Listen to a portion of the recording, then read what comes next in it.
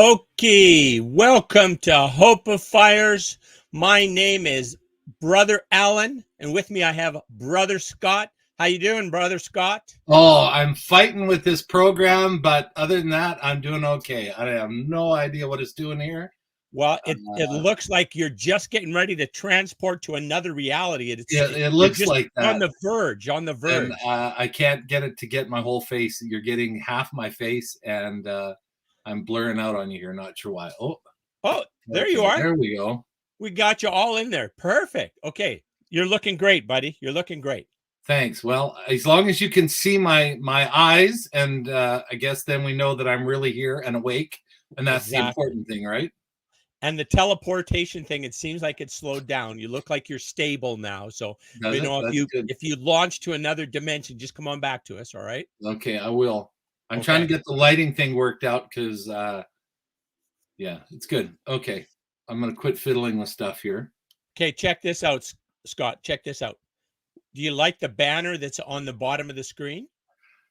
I do, and hopefully we'll get some people contacting us. That'll be great. Yeah, and maybe they'll have some ideas for us, or maybe they've no solutions to things we talk about, or I'm pretty excited about it. And I gotta say, you're pretty stoked up today when I was texting with you earlier. My goodness. I You am. yeah. I'm jacked up and good to go. Yeah. So Do you mind if I share what you told me in this text? Are you okay with that? absolutely, yep. You said some other things, but what you said, the part I'm going to read, this last part. I think overall, this is a very trying time for humanity, and in many ways, it's going to go one way or another with no middle ground. Either we're going to agree to make fundamental changes on how we treat ourselves, each other, and the earth, or we just keep rushing headlong into self destruction and harming others and the environment. I really do believe we're at a crux, and the warriors among us, like yourself, must fight the good fight with everything we have, as it's genuinely for all the marbles. I Woo! did say that. I worked Scott's in Crux. that was well said, sir, and very you're passionate about this. You're passionate about where we are as human beings. As a historian, I look back and I look at watersheds of history, and I really think that we are at one as a species, and I think that there's always trying times and there's always difficulties, but we've reached a time where we can travel the globe in a day, where everything has a ripple effect that goes far beyond our physical location, and everything matters a great deal now. And yeah, I really do believe that. I think that we need to engage as a species, as an animal, as an intelligent animal, animals with souls, if you will, that we're being called upon to engage. And I don't think that we can sit back and just let things ride. I think we have to get involved in the bigger picture. And I know that's why you and I are here. It's not. I don't think it's a gloomy thing. I think there's a lot of room for hope. Hey, I think we're in good company. Your comments, which I resonate with, I'm 100% on the same page as you. When I, listen to people like Marianne Williamson Hmm. or Eckhart Tolle, they talk about the same thing. We're at a division here, right? Like, I mean, we kind of carry on the same and just keep on damaging people and damaging the earth and not respecting ourselves and not valuing ourselves and what contributions we can make. We keep on doing that and get and be mired in sickness and disease and disconnection. We're going to end up in like the worst dystopian universe you can imagine a science fiction writer come up with. That's kind of the thought. We go the other way, which is a pretty simple process. We go the other way, start looking out for each other, start making sure everybody gets what they need so they can have a dignified life of having enough and being able to fully express themselves, their them as a piece of divinity, to be able to express who they are fully. That's what we want, right? That's what we want. Absolutely. And then we can make here now heaven on earth, right? That we don't have to worry about going somewhere else that's better, because this would be as good as it gets. I think that absolutely that everyone should be concerned about this, and I don't think putting labels on it and saying that, oh, it's the COVID, it's the, vaccinations or not getting vaccinations. I listened to Premier Kenny today. I listened to the Prime Minister, I think, earlier in the week, and I think they're missing the point. And there was a lot of talk about basically blaming and making excuses why we shouldn't be concerned about this because and there wasn't really a message in there of hope, not a genuine message in either of them. And I think that as citizens, as members of communities, as brothers, sisters, mothers, daughters, cousins, uncles, aunts, we have to just start demanding more, and not just of other people, but of ourselves. And we need to reach out, and we need to find that positivity. We need to find the things, like you said, that fill everyone up, right? And there's so much division and so many things, and we can go that route. I mean, the world has in the past, and you don't have to be much of a historian. In some people that are watching this, their lifetime, they've seen the world, go down that negative path where human life had no value, and politics and economics and geography became more important than human life, and the world suffered for that. So you don't have to go very far to see what happens if you go down the dark route, right? And I think we are at that red or blue pill choice. We take one or the other. Well, there's some places, like, I mean, we have problems here, no question. But there's some places of the world, it is truly hell, right? There's if you live every day in terror, if you never have a safe moment in your life because somebody could just open the door to your shack and kill you and do for whatever reason, right? How is that even an enjoyable experience, right? If terror is your where you live, right? And can we create safety for each other? Hell yeah. Like, that's a pretty simple thing, right? And I think it's like one interaction at a time, one human being at a time, right? That the person that you're in front of, you can provide some attention or appreciation or affection or acceptance to that person, and we all need that.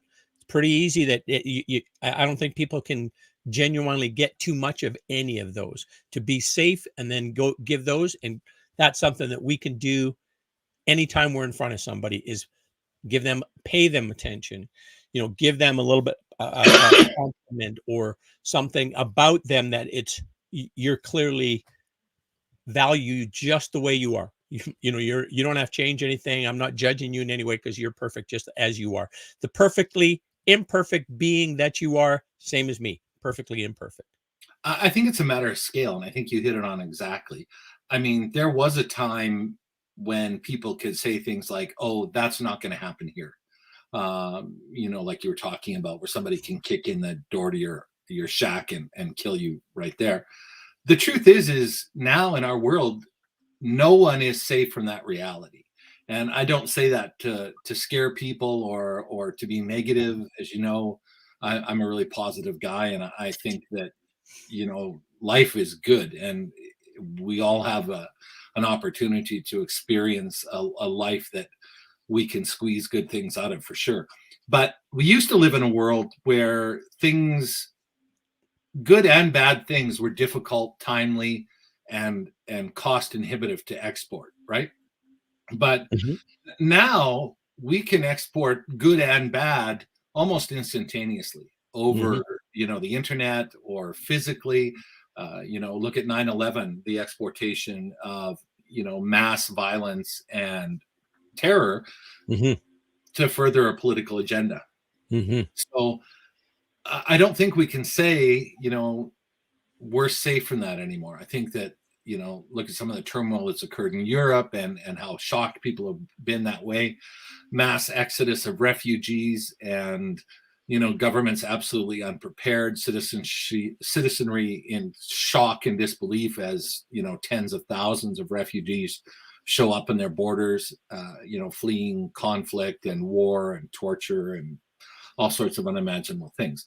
So I think in that scale, the world has shrunk. I don't think any of us are really free from that far away from poverty, from disease, from violence, from, you know. Scott, can I just interject one thing? I'm with you 100%. We're all connected. We need to recognize we're all connected. We're all in this together, and our our enjoyment of life, a lot of it had to do with just the our privilege that we got. I was born white, that right away made life way easier for me, right? But one thing I just didn't want. Mostly geography, right? I That's mean, true. right? Right. White Looking at and it, in North America. Yes, very yeah. good point.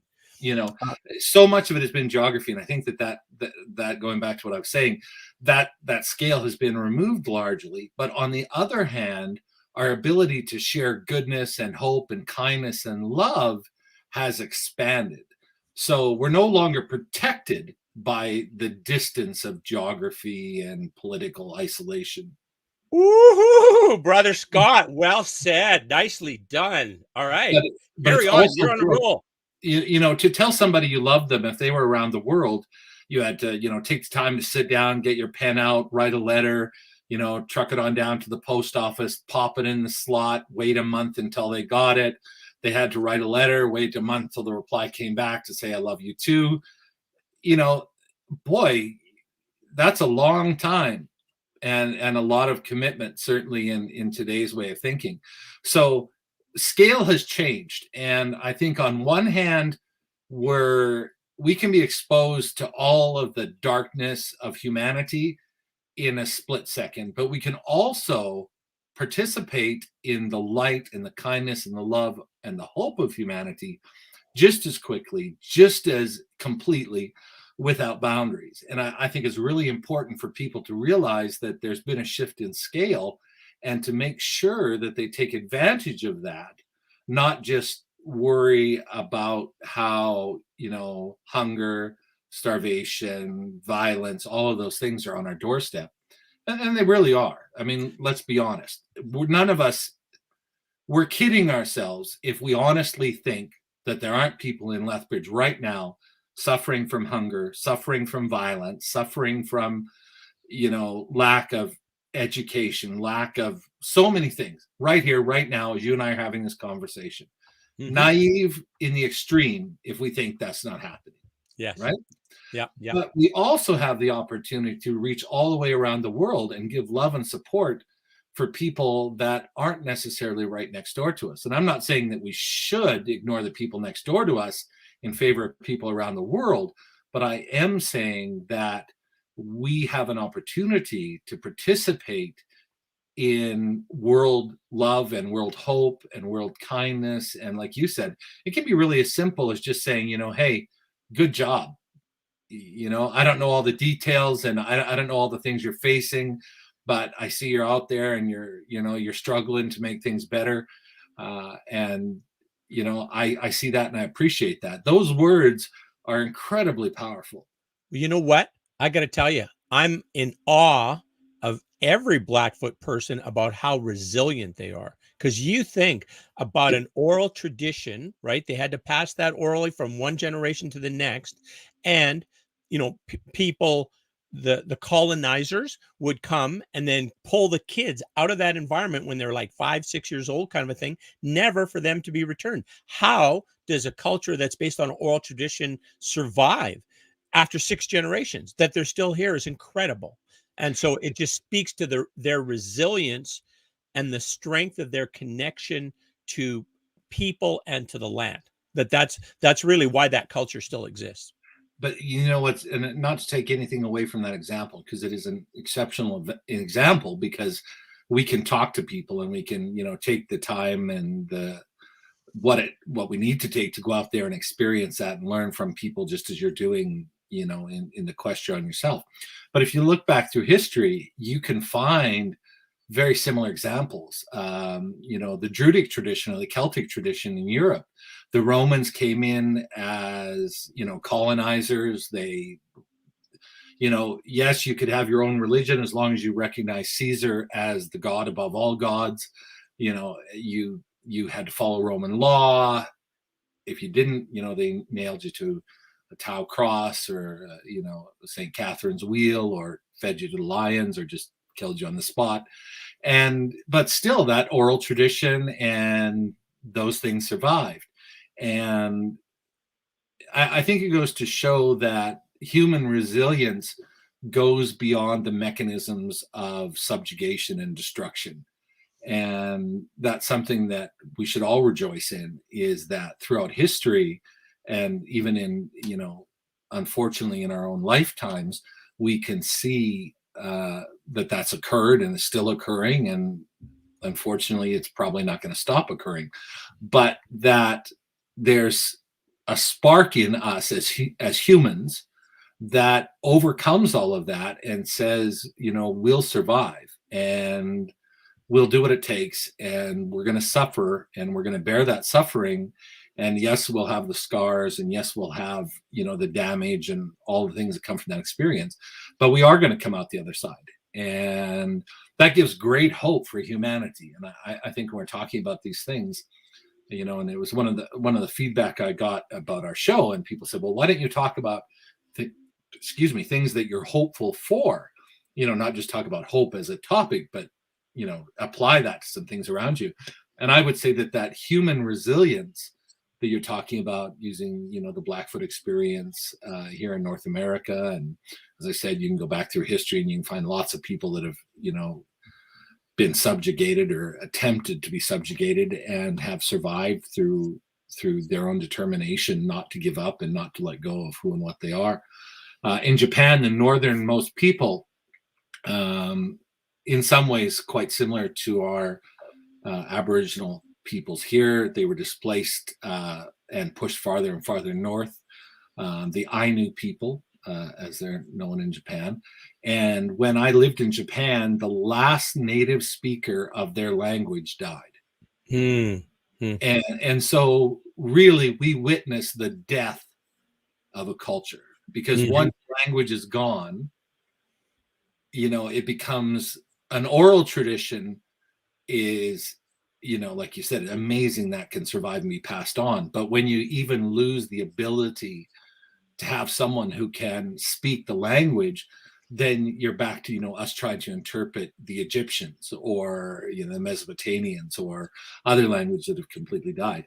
And it's horrific to think in this day and age that could happen. And I know that in Papua New Guinea and the Amazon and other places in South America, there's peoples that are being killed off or, assimilated right now as we're having this conversation. Whole cultures are being destroyed, but somehow people continue through that and people carry on. So there is hope in that. There is hope in that. By the way, I put on our show little summary there that we are now offering a money back guarantee. If you don't feel more hopeful at the end of the episode, you can contact us for a money back guarantee. You think that's rash of me? I think that we can afford everything that people are paying for admission to our show, if that ever were to happen. But I don't think it'll happen, because you and I believe so strongly in the power of hope. And wherever you are, whatever is happening to you at this moment, that there is hope in there somewhere. And maybe that hope is only your belief that it will stop, and at some point it will stop. And ultimately, I was reading some work in psychology, and one of the things that is really important for survival in terms of violence or trauma is to know that at some point that violence or trauma that you're experiencing will stop. It may happen again, but that's a really astute observation. Yeah. And also that if it has stopped, but if it's not acknowledged, you can't heal, right? You need the acknowledgement of that trauma to heal. There's the city has that little Oki video. And one thing that I love is they got a couple segments, one with a little girl who says, we will not blink at history, right? We're going to see this, right? I love that, right? We have to acknowledge it. And then we have to, how do you move forward from that, right? How do you heal and move forward, right? And obviously that the intention is that we want to connect and that we want to reverse the previous crazy beliefs that somehow they were less than less than us in any regard, or somehow that women were less than men in any regard, or that blacks were less than whites in any regard. How that, how that division started is bizarre. Like, I don't understand how the white guys could say, we've decided we're the best, we're the superior ones, and everybody else. But that's this I think guy.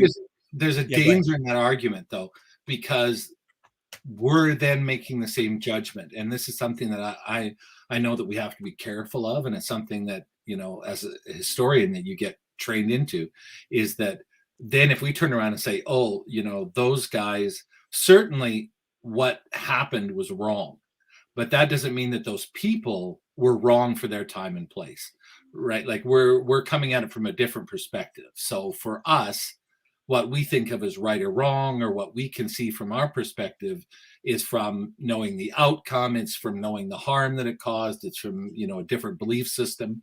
And so it gets really complex. And I'm not saying it wasn't wrong, Oh, don't no, get me wrong.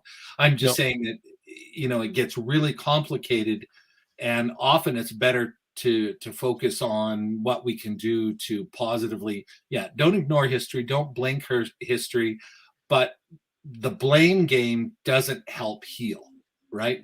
It has to be acknowledged, certainly, that lives were destroyed, lives were lost, culture was subjugated, but blaming the people, and it gets very, very complicated. And I mean, we could do a whole bunch of shows just on that topic alone. Go take a history, or a social studies look at the role of an anthropologist or a sociologist or a historian, and when you're looking back at things, being careful not to blame, right? To look at what happened honestly and openly with your eyes wide open, and look at the pain and the damage. But yeah, and I'm trying to be really careful, because I don't want to say that they were right in what they did, because that's obviously not how I feel, and not my perspective. But I think it's important that we Scott, look I at. think if I might interject, I think this is what you're saying, that however that belief started, where some humans decided that other humans were less than or of less value, it started off more severe initially, and over time it's kind of like the whatever percentage of the population who love humanity more have been kind of moving it forward to a better, more inclusive of what humanity means. What is that kind of what you're saying? Like, what I was taught as an example about a woman was, as females in general, was not very favorable. What I would teach my child, what I did teach my child, was far more favorable. What she, if she was to have a child, would teach her child would be, again, a more humanistic, inclusive, loving type of a perception, as opposed to perhaps more of a survival type perception, when when life, people died for no reason you didn't understand, and there was, you had to have big families because you lost so many kids. Am I close to kind of where you're I, going with I that? think so. I think my caution is to not assume that one person is better than another person. Mm, I've read a lot of primary sources, right? And so, not all, but some of the missionaries that were involved in that work truly believed that they were doing good work, and that they were saving people from going to hell, and in their every fiber of their being believed that they were doing something good. And I'm not defending that, but if you read what they wrote, if you look at what they understood, they genuinely believed at some level that there was a positive thing, motivation behind it. Now, well, there's got to be the ones that were raping kids. Certainly didn't think there was anything positive. They were looking at that as, no, I'm a predator and I absolutely, can do whatever I want. yeah, but I don't know if that's representative of an entire time period, right? I mean, Fair enough. there a lot of good. We wouldn't be where we are now if that was the case, right? I mean, we've gotten to a point where we're really looking back and saying, was this an appropriate thing to do? Was this the right thing to do? And evil begets evil. So I think it's difficult to say that. It's not difficult. It's easy to say, but I think that it misses the point to go back and say that this time was full of child rapists and murderers, and most of the people were ordinary people trying to do what they could to get by, trying to do what they thought was the right thing to do. And there was a lot of people that didn't agree with it. There was a lot of dissent. There was a lot of people objecting to at any period in time. I'm not specifically talking about our local history or the Aboriginal history, but human beings are always in conflict, and there's always people with power that use that power to do bad things, and those people certainly are aware of what they're doing, and they're doing it because they enjoy doing bad things. So that's not what I'm arguing at all. I'm just saying that we have to be very careful not to villainize an entire time period or an entire race or an entire group of people. Sure. And I think that because the arguments against that is, I hear people say, well, Aboriginal communities took slaves and Aboriginal communities subjugated each other. And that's not a relevant argument. No, I think that none of it is good. Anytime that one person says that my value is greater than yours, you have a problem. And I think that's what we need to focus on. Yeah. Is that it doesn't matter who you are, what color you are, what gender you are, what you identify with. Anytime something in your head says, I'm better than this person, I have more value than this person, you need to put on the brakes and stop right there and say, whoa, where's that coming from? Hey, Scott, you'll find this interesting. There's a group called A Call to Men, and they're basically about, how do we get men to stop violence against people who are women, or who at least don't identify totally as men because of their sexual preference, orientation, demeanor, whatever it is. And they look at it this way: the most vulnerable person in the world, who has the shortest lifespan, who has like access to enough resources, right? Not somebody who's starving to get death as a child, but is a Black transsexual woman. That's the they have a lot, they live to like 28 years old, kind of a thing, something like that, because they are so readily a target for somebody who hates, right? And so their thought is, we make it safe for that person, and then then everybody's safe, but let's not just make it safe for these people over here, or these, and especially let's not make it safe just for people who have money, right? Let's make it safe for everybody. Again, my line in all of this is, anytime you get it in your head that you're more valuable than somebody else, or one person is more valuable than some other person, you've got a problem. Stop right there and find out where that's coming from, and get it fixed. And if you need help to get it fixed, then get help to get it fixed. And I think that if we all took that line, I don't believe we're all equal. We're all different. I don't want us to be all equal. I don't want us all to be the same. I think we're all equitable. I think that your value and my value and the value of everyone out there is the same. A human life is a human life, and full stop, done, right? Like, that's as far as we need to go down that. So anything that discounts that, or anything that pops into our thought process, or is written down, or is communicated, that somehow suggests that one human being is less valuable. And that's where you get into this whole thing. And it's difficult, is a bad person less valuable than a good person? That's a tough question, right? And because truly, if you believe that all people are equitable, then it's hard to point fingers and say, well, this person is less valuable than somebody who loves and cares and shares and doesn't hurt other people. Exactly. But I think we're speaking to, for sure, like the 98% who aren't psychopaths, correct? That's who we're talking to, correct? I was gonna finish that by saying, I think that when we encounter those people, and we all have met people like that, right? That people that enjoy hurting other people and that think that they're somehow better or more valuable than other people. I think our job is to help educate them that that's simply not true. And the easiest way to do that is to show them a life that's full of love and equitability. And, they're not interesting. Like you said, they're not listening to our show. They're not interested in, people that hate, don't have time or interest in any of this. But if enough of us live our lives in an open and, caring way, and people are surrounded by, unfortunately, those people might see us all as victims, but really that's our best defense, I think, is to have hope and to live an open and caring life and not place yourself above other people, whatever your status is or whatever their status is, and be open to all humanity.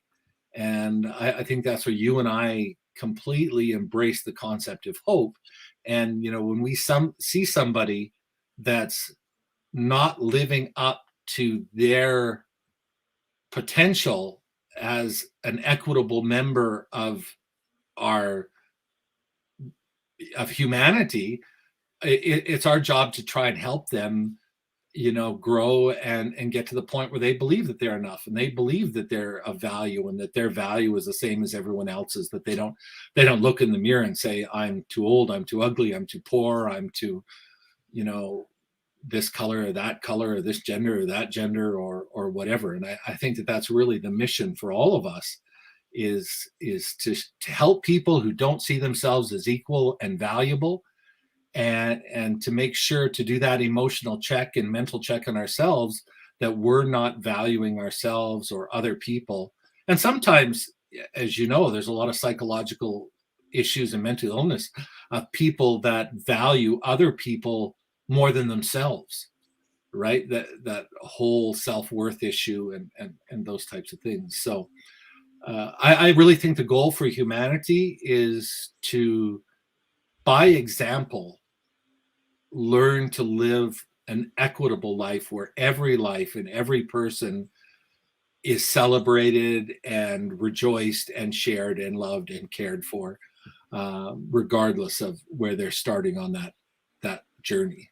That sounds beautiful, Scott. And so do we have to wait until there's a royal proclamation about that or anything? Or No. when can we get started on that, Scott?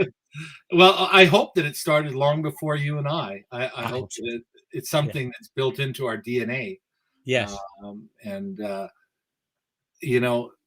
I think that, I'd like to hear what you think about it, but I think that ultimately everyone is predestined, pre-designed. I think everyone has the caring gene in them. Yes. Don't you? Yes. I do. mean, I do. Yes, I do. Yeah. I think everybody cares. I think where that breaks down is when they have been hurt or harmed or believe they've been hurt and harmed or some way, and they start putting up a walls that they have to be separate from somebody else, right? That's, other than that, I think we all, our normal default is to be of help to the person who's, to the person in front of us or somebody in our lives, to say we want to be of help, we want to be of value to this person. And hopefully this little chat here, hopefully people have come across and said, I feel a little bit more hopeful. I'm thinking about this in my life. I'm thinking about what difference I can make today. Going to chat with the clerk at the grocery store and say, hey, how you doing today? Been a good well, day? I was listening to your some of your other shows today, and I think really that the underlying message there is, a lot of people, the Blackfoot Nation and other communities are going through, is a self exploration and a period of self growth, that they can really believe that they are equal. And they've been told for many years that they're not equal, and that their beliefs are wrong, or their culture is bad or insufficient in some way. And so I think the way out of that for all of us is both internal, and like I said, I believe personally in my heart, whenever I catch myself for any reason thinking that someone is less, I put the brakes on and say, well, until you figure out where that's coming from, go no farther. Here be monsters. And usually it's, as you said, connected to something that's happened. You know Or what's a good yeah, I'm with you, and I just want to interject there, Scott, that if if you had somebody that said, "Oh, as in with our indigenous folks, they're saying, oh, lazy drunkards, blah blah blah," and then if it was me, somebody asked me this question, said, "Hey, if when you were a young father, somebody came to your door, different color skin, different language than you, but obviously somebody who had power that I could do nothing about. And they took your daughter and left and they weren't coming back. How would that have ended your life? Or how would that have, affected your life? It would have been very, very hard to not kill yourself, one, but it'd be very, very hard to kind of proceed to move forward, right? That's a devastating effect that six generations of parents, indigenous parents, had to face, that their kids got taken away and they never came back. Like, how can you function? That's bizarre. So anybody who's super successful, you had that as a starting place to the, to your life kind of a thing, your young life when you're getting going. Oh my goodness, that would end a lot of people's ability to continue. I'm going to suggest. I think that as we started out with this, just look around. There's people everywhere that feel less than, and I really believe that if we don't fix that as a species, we're in trouble. I know that I took a whitewater trip in many years ago, and two of the people were economic philosophers. Does that make sense? I'd never heard of it before. It's a thing, I'm sure. Yeah, they were a husband and wife, and they were from Boston or something, in some place in New England, and both of them were in this field and professors, and they firmly believed that until, and this is their words, not mine, until the level of exploitation became equal in the world, that we wouldn't have peace. And so it was their theory that the reason conflict and all of those things occur is because of the different levels of exploitation that we have in society and culture. And so I've always thought that was a really interesting perspective, because exploitation is part of what we're talking about, right? Is that Sure. when and from an economic perspective, making money is a kind of exploitation. It's not, and I don't think that's the right word, but I think that there's a very thin line between exploitation and the normal process of growth and earning a Okay. living. Well, hey, let me share this with you because I think this is speaking to what you're talking about. I just finished reading this book called The Locust Effect, and they're basically talking about poverty and violence and how tightly they're intertwined. And in essence, in many countries, India, China, etc. Well, more Indian. Anyways, in many countries, the police are really a function to protect the wealthy and the colonizers. They weren't there to protect the small citizens or just the normal citizens, right? And so they're not geared to do that. Matter of fact, in some countries, it's kind of like sort of a license for you to take money from citizens with fines you make up, right?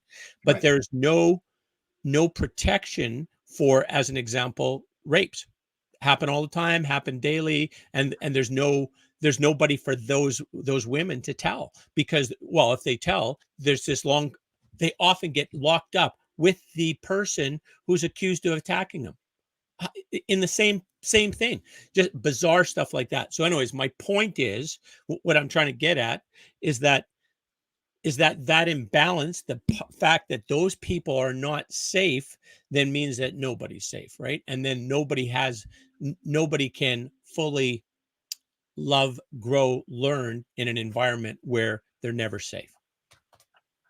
Agreed. And I think that that's where they were coming from with their, theory on exploitation has to be equal around the world, and then the need to kill and have fight wars and things will end because there's not an advantage if we're all under the same exploitation. But I think we're talking about some really, really complex things tonight, but it really comes down to there's a whole bunch of people that are out there hurting, and often that hurt turns into violence or alcoholism or drug abuse or many, many things that are self-destructive because people feel they're not enough, right? I mean, to use, one of your favorite slogans. And, I was certainly raised that being enough wasn't enough. You know what I mean? Being a white male of a certain socioeconomic class, that just enough wasn't enough. And if you just wanted enough, then you had no drive. You were a slacker. You were going to be a failure. And so there was that programming, you've talked about it before. Sort of the man box, that you had to have more than enough, and to just be satisfied was bad. And so there's so many sides of this going on, right? And you and I are similar in age and similar in a lot of things we've gone through in terms of growing up in our programming, and we were programmed to take more than enough, right? It's a fact. And that's in all our relationships, that's in business and all of those things. And then we've really had to come to a point where we said, well, hold on, why isn't our goal enough, right? And I know that for me, and I know for you, there was that epiphany point in our lives where we said, well, hold on here. No, I'm not going to take more just to prove that I can. I'm going to help other people get enough. And that's my job. My goal here is to make sure that, not only the people I love and care about have enough, but that people I don't even know have enough and feel like they are enough. Beautifully said. Yeah. Oh, yeah. If you're here, if you're listening to us, you have obviously been enough in all of your past days. And if you're here today, we're here to tell you you are enough right now, just the way you are. You don't have to change a damn thing. There's nothing wrong with you. You are perfectly imperfect, as we all are. Thanks for being here with us. And you're going to be enough. You're going to be enough for tomorrow as well, because whatever challenges you face, you have the potential to meet those challenges. You're going to have enough and be enough tomorrow. And you know what? But we all, of course, we all learn and grow and can become an even better version of ourselves. That's not saying there's anything wrong with you today. That's just saying there is still a potential. You're great and even improving. So that's kind of my thought on it. Scott, how about you? No, I think you hit on something we've briefly touched on it before. And enough isn't a static state. And it's not something that's saying, oh, I'm enough, I'm done, I'm finished, I won the game, I can sit back and do nothing now. Absolutely not. When you have enough, that means that you're enabled to grow and to share and to plant seeds and really be part of that light that we were talking about, right?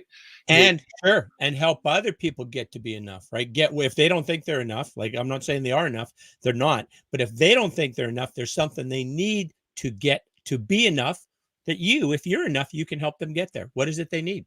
Your time, your attention, some financial support, some encouragement.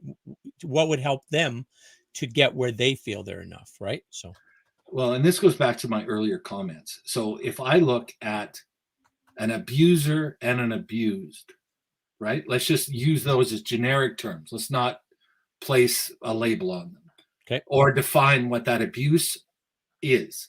Sure. But if I look at two entities, one's an abuser and one's the abused, automatically I'm programmed to blame the abuser and try to protect the abused, right? Given that I'm a male and that was my programming, right?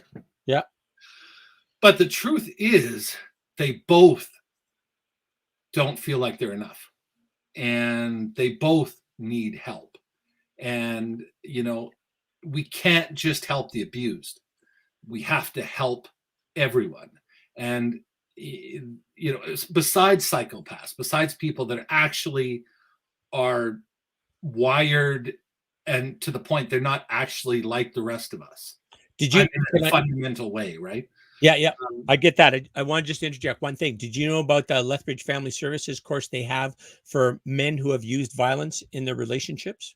I And the didn't. court says Tell me you about need. it. I told you about it. No, no. I said, please tell me about it. Oh, I thought you said you already told me about it because No, I no, thought no. you and I talked so much No, I might no. have already mentioned it. Yeah, no, no. I'm interested to know more. Lethbridge Family Services has a course, and that course is for men who have used violence in the relationship, and the court has told them go take this course. Mhm. And so the conversation that we had, that I was having with LFS about it, with Lisa Lewis, was how about if we could actually have that for somebody who it hasn't got to that stage, right? The person is just a little bit concerned about their behavior and they want to take the course, right? Which I think would show a great deal of self-awareness, but you definitely want to make that available to them, right? I think that's a beautiful thing. Yeah. I think that, and I brought it up before, and it's something that always amazed me is that positive psychology is a new field. It's only been around just a little under 2 decades. Psychology, for all the years we've had it as a profession and as a discipline, has been an effort to heal people to normal. Until very recently, no one said, what we should do is we should be, taking people who identify as normal and help them be better. And that was the field of positive psychology. Lots of interesting stuff has come out of that. And exactly as you're saying, the time to help people understand is before they abuse. And I don't think that you have to say even that, I felt like I might. It's fundamental. And I think that, exploitation, any of those things are still taught in the mainstream. If you look at social media, if you look at media, if you look at our classes, we're still taught, and unfortunately, it's been transmitted to both men and women now. It used to be primarily just to men, but Sabrina's taking business and aggression and being the winner and getting ahead of the competition are still things that are part and parcel of what we consider being a successful business person. Not that her professors are teaching that to her, or not that she's learning that, but in the textbooks that I've read that have been put out recently, because I'm always interested what the twins are doing, and I try and read stuff related to what they're doing. Helps me understand that they're enough in their own way, and it may not be my way, and it's certainly not my experience, but it helps me. It's like you and Kayla, and you try and understand, right? Because that's, Hey, as parents, that's what love is, right? Is understanding. Let me share something with you. I'm finally, I think I'm figured out how to be a parent. It's taken me quite a while, but I called her the other day. In the past, I have, in an effort to be helpful and in the firm belief that I knew better than her about what's best for her life, because that's where I was at, I made some errors in judgment. I intervened where I was not welcome. So now finally, I've learned this. I don't know why I'm such a slow learner, but anyways, I called her and said, listen, if you need help, I'm not going to tell you what the solution is, but once you know what the solution is and how I might assist you in the choice you've made, I want to help you. I don't want to tell you what to do. And my help is not conditional. Just when you figure out what it is you need, I want to help you get that.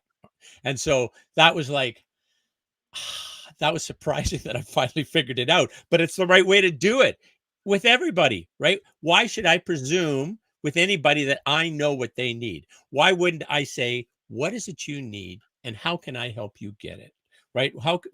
what difference can I make? Who can I call? What information that I might have to share that'll make tomorrow a little bit better day for you, right? That'd I be mean, sweet. I think that's pretty natural, right? Because when Yeah. you have kids, they don't come with a manual, and they can't speak to you, right? When they're No. little, we have to guess what they want. When they cry, are you wet? Are you dirty? Are you hungry? Are you tired? We go through this whole list. Maybe it's this, maybe it's that. Maybe they want a hug. Maybe they, don't want a hug. Right? Everyone who's ever been a parent or cared for anything that's been small, their ability to communicate is hampered. So you make a guess. And I know that for me, as the girls grew up, it was really hard to step away from that guessing what the problem was and offering a solution, because for the first years of their lives, that's what we all do, right? We guess what the problem is and we Sure. provide a solution.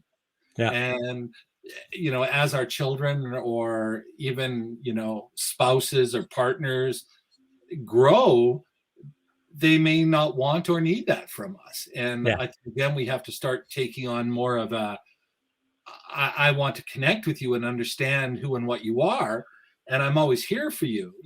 I know that, like, my mom, I'm 55, she's 75, always 20 years older than I am. Sometimes I want her to be my mom. I want her to call up and, there's times that I don't want her to be my mom. I want her, just to be my friend and listen to me. And I don't know how she guesses those times. I've noticed that the girls sometimes want me to be daddy and sometimes they don't want me to be dad. And, it's hard to guess, right? So I think that's the fun of being a parent, is that as our children grow, we're forced to grow too, right? Which is part of the parcel. And I think that ties in with what we're talking about, is that, if we go back to the abuser and the abused, as the healing process occurs, those individuals change and grow too. And I've read statistics on people that are abused, often they become abusers. And so that's sort of one of those unending cycles, right? If people I that are told abused become I think abusers. Sorry. I think I shared this with you before, but David Irvine said that violence is what occurs when a person has no other way to express their suffering.